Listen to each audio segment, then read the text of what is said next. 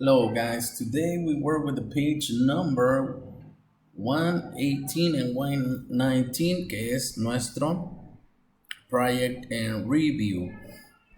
Ok, estuvimos analizando todos estos pasos, step 1, step 2, step 3 and the last step, step 4.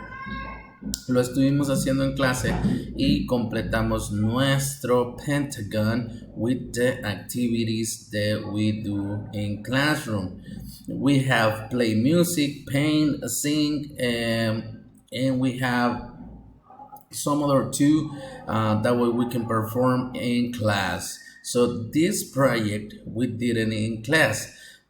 You can do it at the house if you don't show up today to the classroom, and you just need to follow the steps. Step 1, decide what activities we are going to do. And in this case, we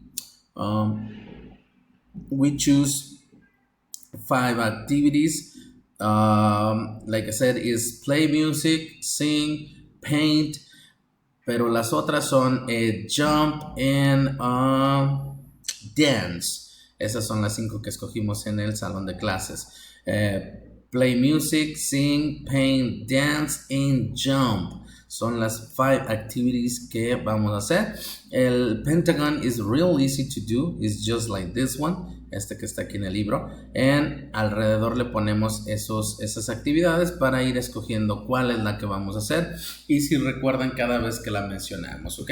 So, este es el pequeño proyecto que hicimos. Este lo pudimos hacer aquí en el salón de clases, así que pues bueno, eso fue lo que estuvimos haciendo el día de hoy. Nos vemos el día de mañana, tomorrow, Thursday. See you later. Bye bye.